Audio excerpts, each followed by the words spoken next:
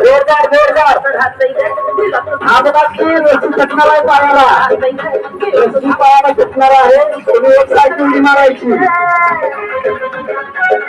जोरात बरोबर आहे चांगल्या खेळाची पण जोरदार टाळ्या वाजवा याच्यासाठी जोरदार टाळ्या वाजवा खूप चांगला खेळ या ठिकाणी जोरात जोरात मारा जोरात पायाला रस्सी चटणार मारायची